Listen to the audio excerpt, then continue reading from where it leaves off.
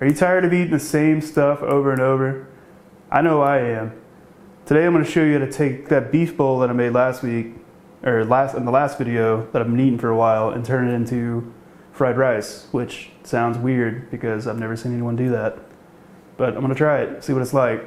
Because fried rice is delicious and it's easy. And you're mighty hungry. And you're sick of eating the same thing every day, right? I'm so tired of eating this beef bowl. It's like, it's making me sick. Because you made it twice. I made it twice in a week, and I ate it in like 4 days. I ate it like every day for 4 days. Yeah. And I have like some left, so I'm going to show you how to turn this into something that I think you'll really like. If you got leftovers in your fridge, pull them out. We're going to turn them into some fried rice. It's going to be delicious. Let's go. We're going to start making this fried rice. This is all the stuff that we're going to need. Leftover beef bowl meat. Doesn't look too appetizing right now. Eggs. Onion. Garlic. I love garlic in mine. Green onion for the garnish. And rice. Well, red pepper. And soy sauce. You got to have soy sauce. Fried rice. And a little bit of salt. I like to put both salt and soy sauce because soy sauce gets a little overpowering if you use too much of it. But yeah, this can get a little strong, but it's like you don't want to taste that anymore, so I throw salt in. So let's go ahead and start making this. What about the portions? Portions? Oh yeah. The portions here, I don't know how much rice this is. This is probably, I don't know, this is just leftover. You can see this is a gallon Ziploc bag. It's about almost half full of rice. This is how much I'm going to use. This would be enough for like 2 or 3 portions, I think. And this is about probably 6 to 8 ounces of meat, the beef bowl stuff left over, which would be like 2 or 3 servings as well. I think 2 eggs is fine for this amount of rice, unless you like eggy rice. Really eggy rice, you can do a 3rd one. For this amount of rice, this is about like a medium-sized onion. That's about whatever type of onion you have. Yeah, whatever you got. And garlic, I like lots of garlic, so I'm gonna put 2 cloves. And this is just for garnish, so you can just put on however much you want. Oh, and red pepper flake, it's like, if you like it spicy, you do it by eye. That's how I do it. I can show you. So I'm gonna go ahead and start this up. This burner, like cook on. I always cook on around 4 or 5 most of the time, unless I'm trying to really get something seared. If you're normally in a wok, you'd want it higher, but we don't have a wok, so. And we don't have the real burner to do wok food. This is just. Do we need a wok? You can do this in a wok. Woks work fine. Actually, we do have a wok, but we have an electric stove. Most people have electric stoves, you know? So I don't like using those because you can turn this thing up really high and put the wok on there, but it doesn't work the same as like using a gas stove with an actual wok, like a real one, because they get really hot. Like in your Chinese restaurant, like in the back, they have these giant burners that look like rockets, like just with tons. They put out so much BTUs, it's insane. But they cook really fast, and that only takes a few minutes to cook that. This is going to take me a little longer because I don't have that much power. This isn't that hot, like so. Well, this is heating up. I guess I should start cutting up my vegetables. So I'm going to start with the onion, and the onion I always cut off the bottom like that with the roots. Then I cut off the top slightly, and then I do cut like that, and then scrape this off to the side.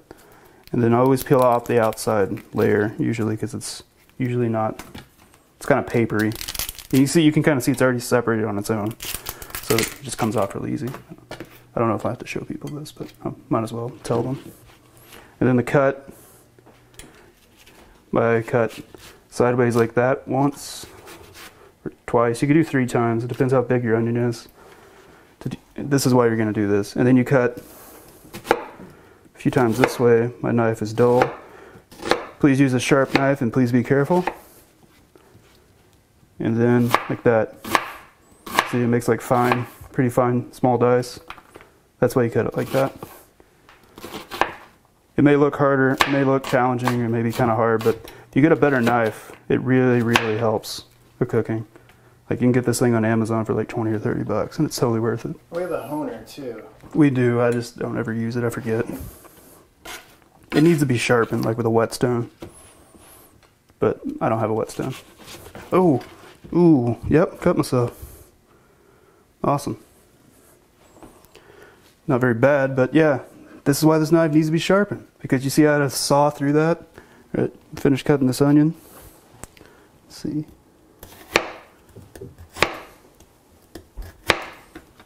Still not super sharp. It's better, but all right.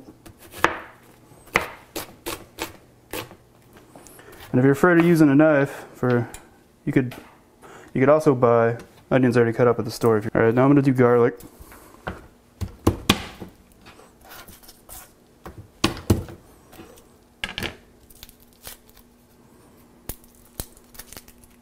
Crack it and peel it. Yep.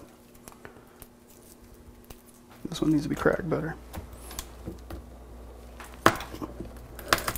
This cutting board was a bad choice. It's freaking warped. So it slides. That's why I cut myself partly, I think. Yeah. It slid when I was moving it. I'm gonna throw some oil in the pan now. It's pretty hot. Just, I don't know, a couple tablespoons. Basically cover. You need more. You want more oil than you think you need because a lot of the stuff sticks pretty easily. So I'm gonna throw the onion in first. It's normally what I do. I was gonna do something different and throw the meat in first, but I think it might get tough. So I'm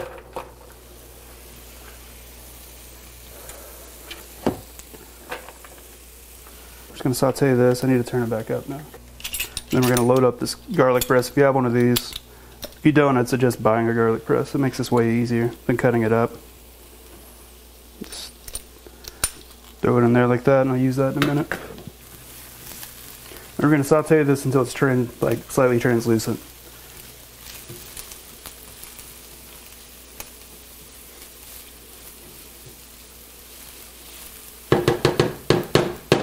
All right, this is looking, it's somewhat, you know, you can see through them better. It's not 100% translucent. We don't want them 100% soft, but this is looking all right. So I'm gonna go ahead and throw the garlic in. And what I like to do is make a little place for it and then press away. See how much, basically it's totally minced out of these presses. And you don't have to cut it up. It doesn't get all over your hands, and you don't have to, you know, it's gross. It's hard to get off your hands once you get all that garlic on there. This makes it a lot easier. Make sure you wash that as soon as you use it though. Oh yeah, yeah. When you open and take this thing out, that stuff will stick in there really bad if you don't wash it pretty much right after you're done. If you start seeing brown on your onions at this point, start throwing in the rest of your ingredients, which we're gonna do right now. Should be... We're gonna throw in, let's do eggs. Okay. Put a little bit more oil down. There's enough, this is a non-stick pan, but eggs stick anyways, basically. So I'm gonna dump my 2 eggs in. You put them to the side of the onions, I guess. Yeah, for now. I'll mix them in a second. I just want them to somewhat fry, and then I'm gonna do this. Scramble them in the pan. You could scramble them beforehand, but I like it this way because you get like uneven scrambled eggs. You get some white, and then you get some yolk. You know, it's not all uniform. I think it tastes better in fried rice, and it's easier. You don't have to dirty up a fork or something trying to scramble your eggs, or a whisk. And now see, they basically just gonna scrape it, fold it into the eggs, or fold it into the onions. I forgot. And then I should have put the red pepper flake in, but I put it in now. Red pepper flake. Shake to what you think looks good. This stuff can be hot if you put too much, right? Yeah, that's probably going to be somewhat. That's not going to be that spicy. It depends on what your spice level is. I like spicy food, so I don't want to shake this thing anymore. But this is okay. This is a decent amount. Eggs are cooked now. As you can see, they're solid. And now we're going to dump in the beef bowl meat. With all the juice and everything. Fat. All the fat that we didn't drain. I don't know if we're going to be able to fit all this in the pan. I guess we'll find out. This is a lot more meat in here than I thought. I'll throw the eggs on top. And the portions. This is going to be big boy portions. But like the measurements of everything, does it matter so much if you have more rice, less meat, whatever? You normally you have more rice than anything because it's fried rice, but in eggs, I like to have a pretty good amount of eggs in my fried rice. I think 2 eggs is enough for about half a gallon. From a gallon freezer bag is plenty for this amount. This is way more meat than I ever put in a fried rice. Gallon freezer bag of rice, right? Yeah, this is a gallon, and I have about half of it full. It's not super full, but you can see that's probably about 2.5 cups cooked, probably. I'd say 2.5 to 3. So you can boil it off. I'm gonna try to boil it off, but you can pour it off. It wasn't boiling off fast enough. Yeah, I don't want this juice in here. This juice is good, but I'm making fried rice, not soggy, juicy rice. That's pretty good. All right, we put it down. Now, as you see through the magic of television, we reduce it down to that somehow. No, we're gonna show the. Yeah, if you cannot pour all the juice in, don't, because it'll ruin the texture of the fried rice. This is why I removed all of it. You can add it, but it'll be soggy, and fried rice is gross. Soggy, we don't want soggy fried rice. Now, why do you have all the stuff still on one side? I'm trying to get rid of as much juice as I can. Okay. I couldn't ladle any more out. Alright, this is good. Put some more oil. Now I'm going to dump my rice in.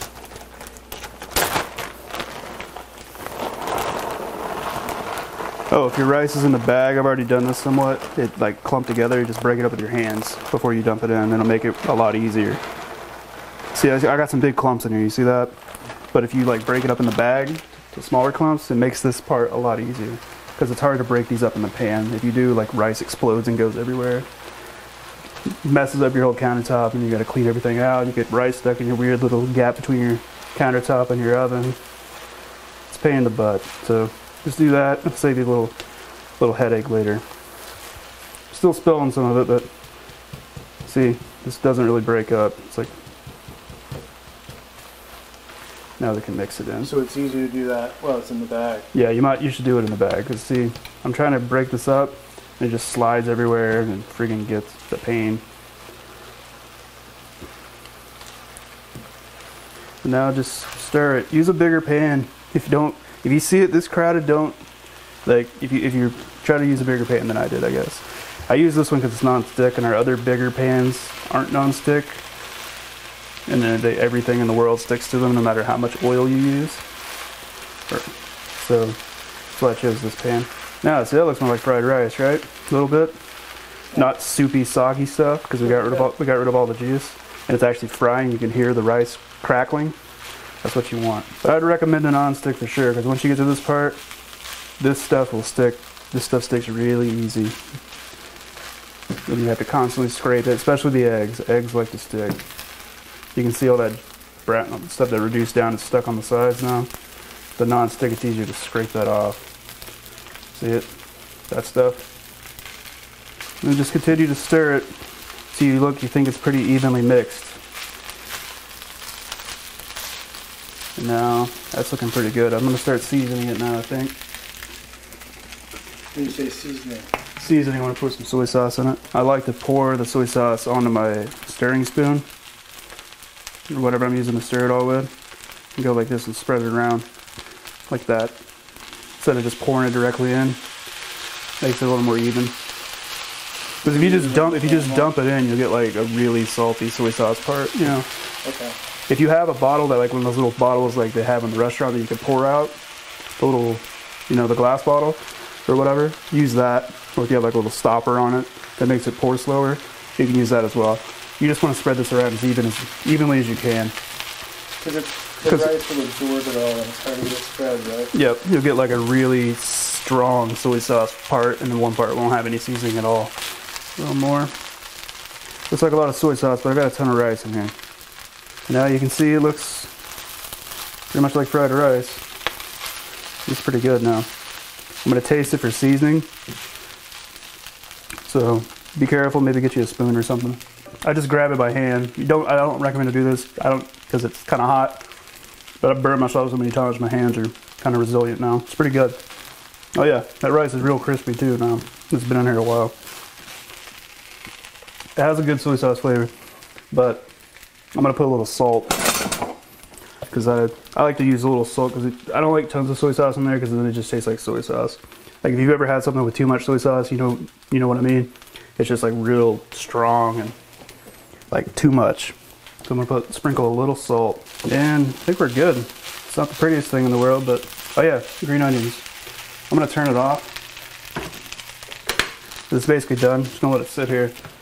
I'm gonna cut some green onions up. Hopefully not cut my hands off again. Let's cut it on this cutting board is driving me nuts. It's sliding everywhere. Another one? I'm gonna flip it over. Flip over? Yeah. All right. So it's kind of slidey side. Yeah. If you like cutting with difficulty, use the other side. Load up my bowl. This is probably about like, we'll see how much I get out of here with this one thing. This is kind of a big bowl. I'd say there's at least 4 smaller servings. There's at least 3 big servings in here. Top it with some green onions. Oh yeah, that's good.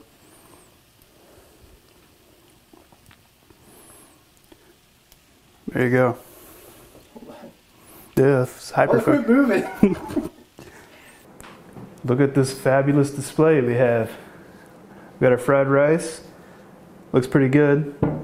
Got some dew. I'm gonna open this. Now I'm gonna taste this rice. See what it tastes like. Smells good. Look at all that steam. Oh man. Oh man. Oh yeah. This is good. I was kind of worried it wasn't gonna come out because I had to pour all that juice off, and it was kind of didn't really work out how I thought it was gonna work out in my head. But this is really good. Oniony, eggy, beefy, a little bit of garlic. You need to make this. Definitely take your leftover food, turn it into fried rice. I thought it was going to be terrible. You're like, this is the worst thing ever. This is the worst recipe of all time. It didn't work out how I wanted in my head. I mean, it tastes really good though. And you cut yourself. And I cut myself. Sharpen your knife.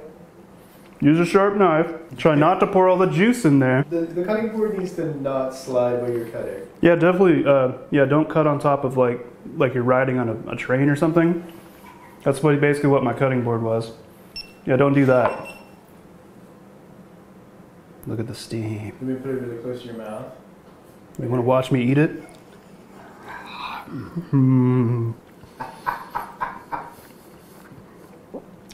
That's what it's for. There you go. There you go. All right. Look how much you have left. Look, yeah. This is a big bowl too. Like, this is probably like a... You're not pointing it at the bowl either. I don't know what I'm pointing at. I don't know how to use this thing. It doesn't have a screen. I'm doing a flyby. So recap the recipe. All right, today we started off with got some food in my mouth. So you make a big bowl. I'm not even this hungry. I don't know why I made this big bowl. I started off with the same technique that I use for every kind of fried rice. So start out with oil in the pan, onion, garlic if you like garlic, but you should like garlic because it's like the best thing ever. Saute that till it's somewhat soft, and then you can put red pepper flakes if you want a little bit of spice. And then you put your eggs in, and I like to scramble them in the pan with my stirring utensil, and then mix them into the onions and the eggs together. And then if you have any vegetables or anything else you want to put in, meat, this is the time you put in those to warm them up if they're already cooked meat.